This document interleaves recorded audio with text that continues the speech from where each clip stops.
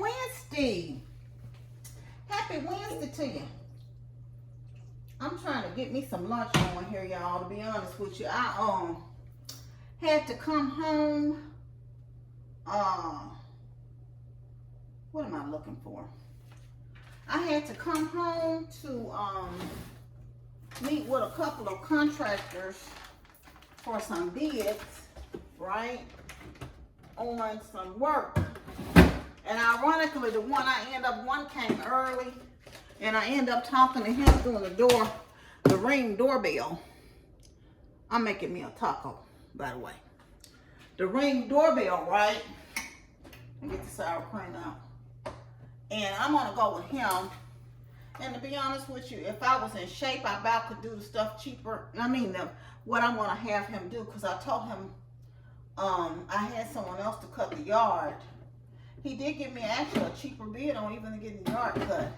But since I'd already committed to someone else who said they would be here in a couple of days, I don't like to do that. I don't like to do business like that. Now, I didn't told him I would just give him a one time, because I had a regular yard man, but he seemed to have a little issue with me last year. Not me per se, but after I got my fence, he was a little perturbed, okay? Because he was fussing about, his riding mower couldn't fit back there. I am not efficient at all. His riding mower could not fit in the back of through my gate. So he was fussing about having to use his push mower. And I'm like, dude, whatever. So I don't know if I was surprised that he hadn't been here. So I was like, I gotta go with someone else because my yard is just getting out of control. But the little guy did quote me on that as well. He's gonna spray, and the more I thought about it, I probably could do it cheaper. He's gonna remulch my bed out there, little spots that have the mulch, and he's also going to spray for $90. So I'm like, by the time I could have went and got the most dragging, but I'm not in any physical shape to be doing that. Half the time I be struggling trying to not fall in that darn yard, because the yard be kind of uneven. So I'm like, you know what? Just pay this man and go on. Okay, don't even be trying to save 2 hours trying to not, just get somebody to do it. He looked like he was young and full of energy, so I'm like, yes, sir. You go right ahead. Come back here. He gonna come back Friday, because I was talking to him through the Ring doorbell, even though I knew I was coming, because I was meeting Contractor anyway. And so yeah, I said, let me just go on and get him. And I told him I'd be working home from Friday, because he told me what he was gonna charge. And I saw him in this van. He told me what service, the blonde service, and I left the number at work. But let me heat up my tortilla.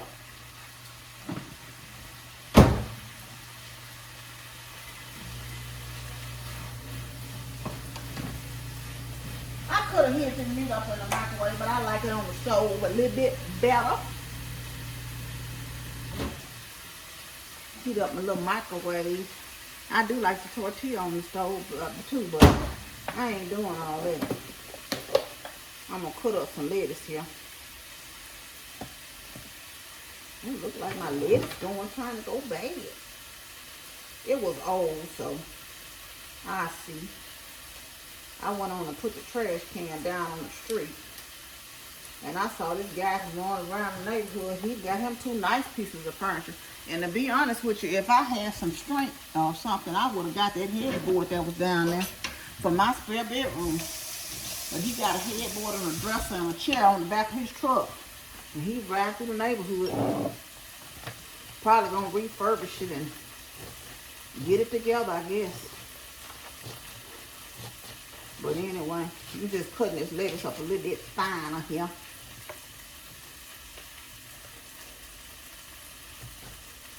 But how y'all doing today? Happy hump day. Yes, it's hump day. We humping today. We humping today.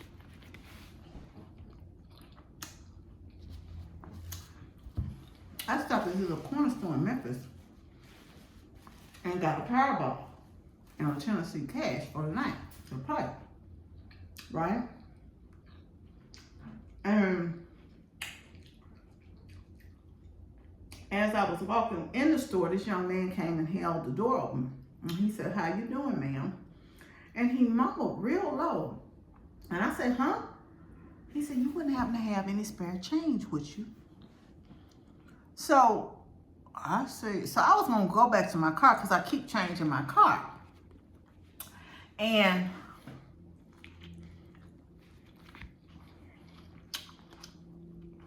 although I know that's what he asked for, I was humbled by a video I saw. And they say instead of giving people what you want them to have, ask them what they need. I'm going to get to this story. I couldn't, of course, give him what he needed, right? I didn't have it on me. So, when I came out to the store, he was there. He held the door open for me again. Because I had my cane. My knees are hurting today. I think it's just the weather. And I said, "Well, what do you need?" And he said, "You wouldn't even believe this, ma'am. This is the second young man I've run into with this." And he said, "You don't even want to know." And I said, "What you need it for, young man?" I mean, I wasn't, just said, "What do you need?" You know, and he said, "Well, I need a hotel room." I said, "Well, son, I had $10. I said, "You know what? I don't have enough for a hotel room, but here is 10. And I remember the other week I helped another young man who said that he had been put out. He had all his stuff in a plastic bag. He had been put out the night before. And he was telling me his story of having to sleep on the ground. I'm going to tell you, y'all know I tell you all the time I'm grateful for my home because I've been in a homeless situation. But God will humble your heart and your mind, your spirit. Because this morning on the way to work, I was listening to the gospel station, which I do a lot. I listen to all kind of music. I don't just always listen to gospel. But this particular day, I was listening to the gospel station. And,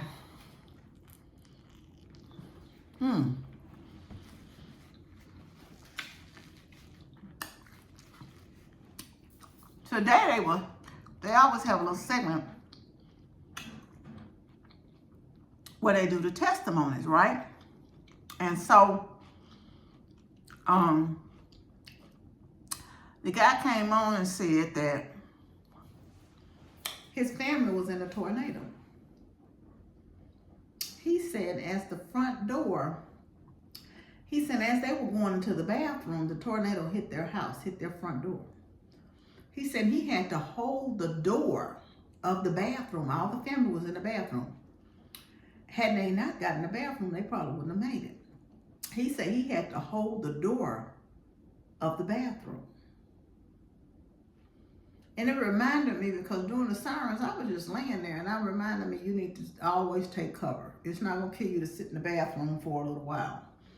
But I know it's your time to go, it's your time to go, but take cover. And he said it lifted him up off the ground. It was so powerful at the point that he hit the sheetrock, how it lifted him up.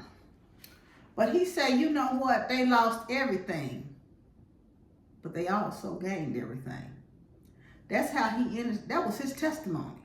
That regardless of all that material stuff, and again, the radio announcer was saying, yes, you can rebuild. Regardless of everything, how good God is, he was praising God because they still had their life. And I know it's a lot to lose, to grieve, that stuff, the memories and things and rebuild, but he was thanking God for his family was still intact. No one got hurt except for him, by being thrown, but he was still okay and able to walk away. What a mighty God we serve. Y'all, and I just thought about that, and I was listening to this young man, and I'm like, and it made me reflect on the other young man. Of course, I see homeless people all the time, but it did something to me just to hear people talking about how they sleeping on the ground. And then I saw, and it's this guy on here, a couple of them that have shorts where they help people and give them things, right? And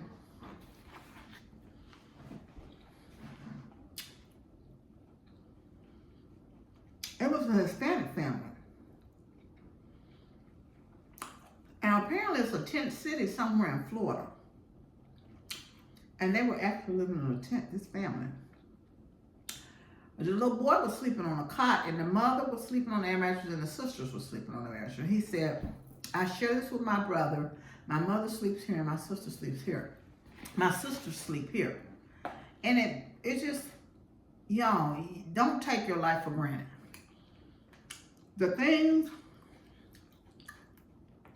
as I was riding through some of the neighborhoods, and you seeing all the good people that live in what's considered bad areas of town, as I was riding through Memphis. And for the most part, people are living, trying to make it, trying to live their life.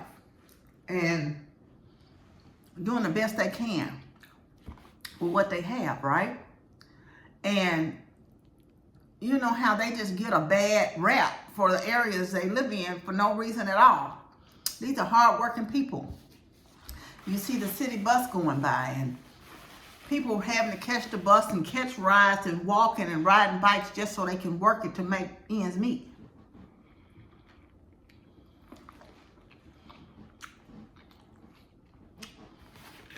And you sit here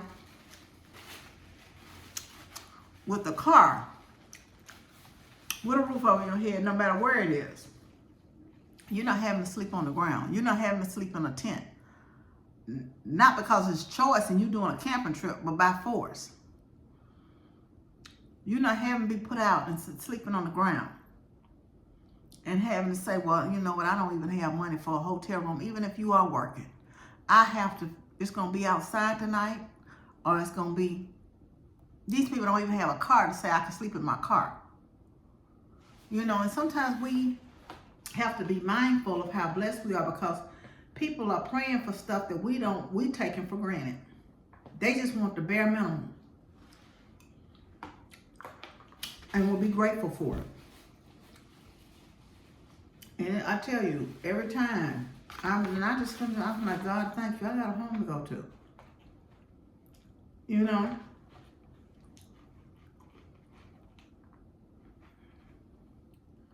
And why I'm saying that, I'm able to go to work. I'm able to, I don't think I'm gonna eat the rest of this shell. Just gonna eat the insides, because I'm actually getting full. But I'm gonna eat that little piece with the sour cream on it over here. And I just thankful, y'all. Just be grateful for the season that you got you in. If you're blessed to have a roof over your head. And my brother,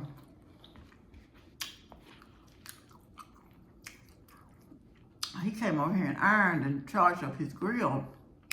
I kind of was fussing at him because he could have brought some of his stuff over here, even though my freezers are full.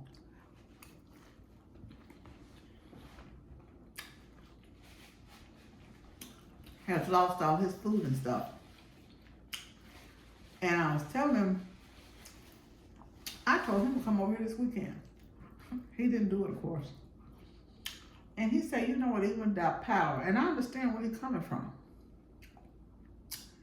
Even without power, he said, I know I'm welcome here. But my home, I just enjoy being in my home. My home is comfort for me. And I understood that.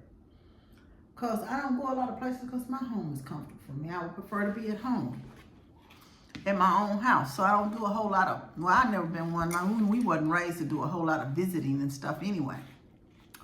So there's that. You know, people come to our house, but my parents didn't really allow us to be at other people's homes like that. So yeah. But I tell you, you know, I get it. And I'm like, at least even with my brother's power off, he said, I'll, you know, be at home in comfort in my own house. And that's my thing. Some people don't even have that. With no power, I'm sure if they had their own, they would rather be at home. But they don't even have that.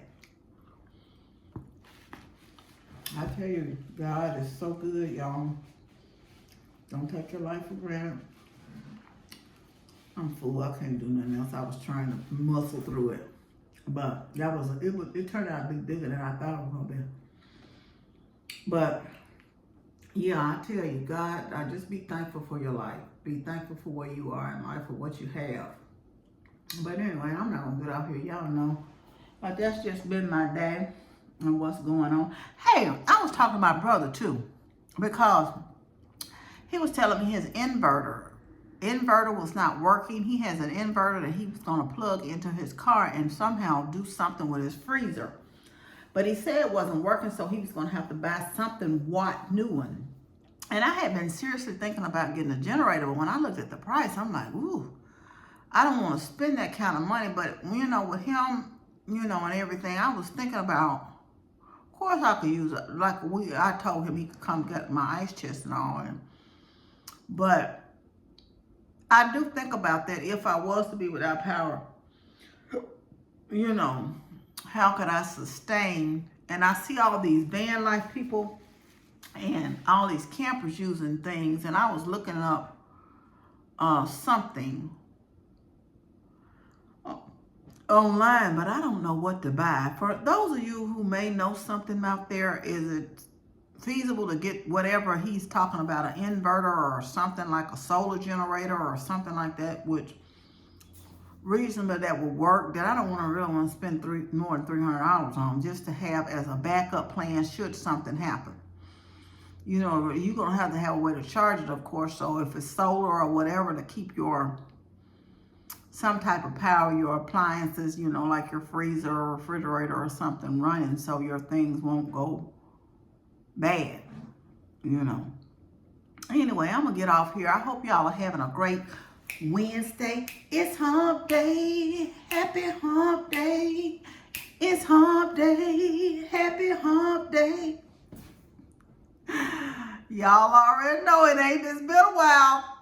Mike. Excuse me, y'all. Anyway, I'm going to get off here. I want you to know you're loved. I'm going to get undressed. And I got some work dresses I have to wash. I try to let them build up because I do let them air dry for the most part. So I'm going to throw this one in the wash machine and start up below.